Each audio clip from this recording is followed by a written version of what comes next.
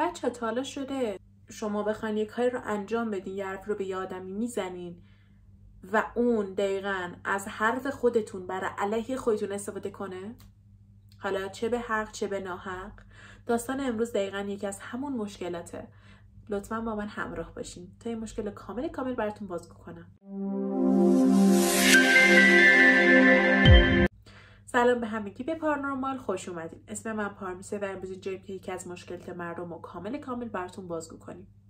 بچه مشکل امروز ما رو یه مادر شوهری فرستاده. مادر شوهر مثل همیشه و مثل همیشه عروسش رو افریته، سلیته و چیزای دیگه خطاب کرده و همه ما میدونیم که اینا به معنی چی هن. یعنی که طرف یه سلطه‌گر بوده و عادت داشته همه راه برا به چشم و بله و بانو اینا بگن و حالا یه نفر برخلاف این کار رفتار کرده و خب قطعا خانوم بهش برخورده. میدونین دیگه. و بخاطر همین طرف مقابل شده سلیته. داستان امروز از اونجایی برقراره که مصر مشکلش رو با یک متن دلسوز از ضرب المثل های قدیمی که من هیچ وقت نشنیدم شروع کرده. گفته که خدا رحمت کنه قدیمی ها را که میگفتن آدم سگ باشه مادر نباشه. هر کی میگفت بین دختر عروس فرقی نیست شکر زیادی میخورد. توی که من یه دختر دارم و یه پسر که دختر من خارج زندگی میکنه و پسر من ازدواج کرده. گفته که من وقتی پسرم ازدواج کرد نذاشتم بیاد که کنار من زندگی کنه، با اینکه پول نداشتیم یه خونه بگیریم، به خاطر اینکه گناه نفس اماره من گردن پسرم میافتاد. حالا این یعنی چی؟ من 2 ساعت فسفر سوزوندم حقیقتا و فهمیدم که منظورش اینه که وقتی که اگه پسرش با خانومش رابطه داشته باشن، این حاج خانم چون شوهر نداره هوایی میشه، به گناه میفته و چون ایشون یه حیوان هستن و نه انسان و نمیتونه خودش رو کنترل کنه به گناه میافتاد.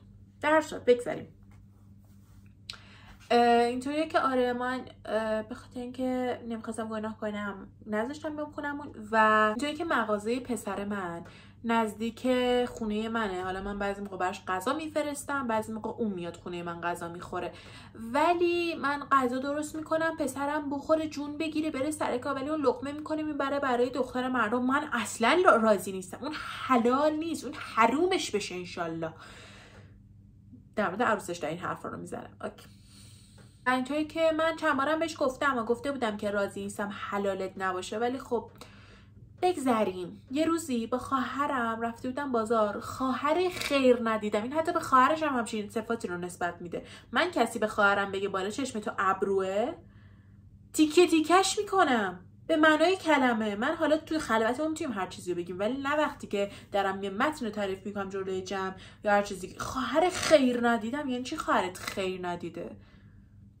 اصلا آدمایی که به آدمای نزدیکش اینطوری احترام میذارن دیگه هیچ حرفی نمیمونه که بزنیم ما. حالا چه برسه به اینکه بیایم حرفاشون رو کاور کنیم، ولی خب برای درس عبرت، برای درسای زندگی خوبن. میدونین بخاطر همین، نه بخاطر اینکه شخصیت ارزش تکرار حرفاشونو دارن، به خاطر اینکه ما درس‌ها رو از زندگی یاد میگیریم، ما درس‌ها رو از حرفا اینا یاد میگیریم. دلیلی که این چنل شروع شد.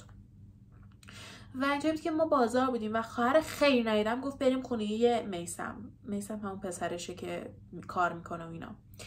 و من رفتم خونه میثم با خواهرم و دیدم که ظرف غذای میثم روی اوپنه و من فکرم که اوکی ظرفش آورده زنه بشوره و هیچی نگفتم. ولی وقتی دختره به خاطر غذا تشکر کرد فهمیدم که پسر نادون احمقم غذاهاشو میاره و با دختره میخوره و آره دیگه. و من وقتی اینو فهمیدم که زن ناراحت شدم حقیقتا و برگشتم به دختر نگاه کردم. من آدم درویی نیستم، من آدم درستی نیستم، خیلی صاف ساده کف دست. و برگشتم گفتم بهش که من راضی نیستم تو غذایی که من برای میثم درست میکنم بخوری. من حلالت نمیکنم اگه از غذا بخوری، حق و ناس میفته به گردنت. و چند تا چیزم بارش کرده، احتمالا همون سلیت ملیته و نمیدونم خیر ندید این چیزایی که به خانواده خودش نسبت داده رو به اون دختره بدبختم گفته یه چند تا گذاشته روش. و اینجوری بود که دختره چشم سفید جلوی خواهرم به من نگاه کرد گفت چشم دیگه غذای شما رو نمیخورم.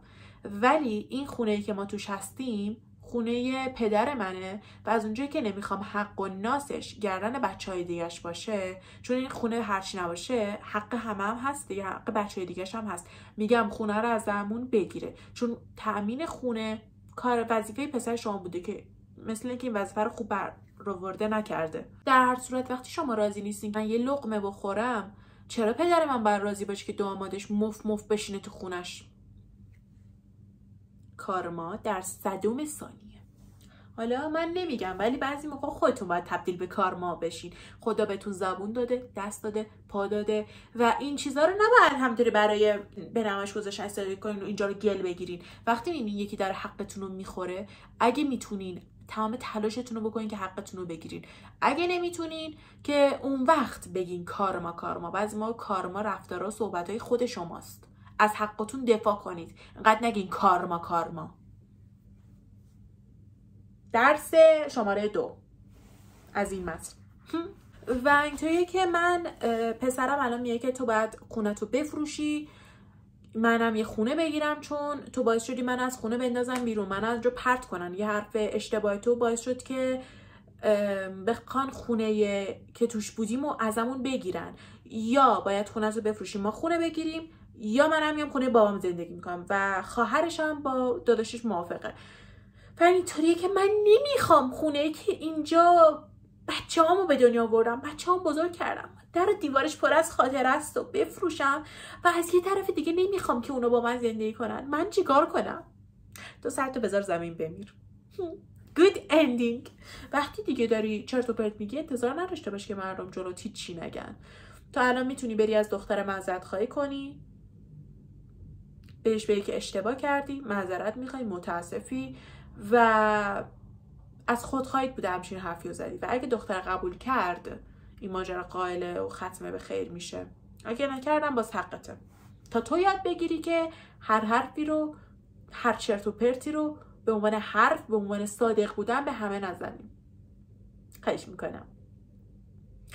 بچه من حقیقتا یه ذره آرایش و موامو زودتر درست کردم که بشنم پای درسم که وقتم تلف نشه، چون حقیقتا مسافرت که رفته بودم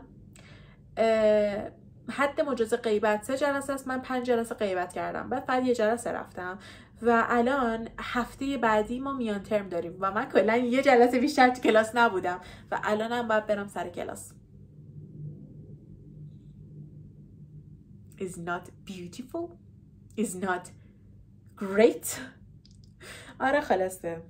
پس من باید سریعتر برم آماده شم و برم سراغ کلاسم، چون همین الانش هم دیدم شده. بای بای بیبی های من، امیدوارم روز خیلی خیلی خوبی داشته باشین. تا دیدار دیگر، بدرود.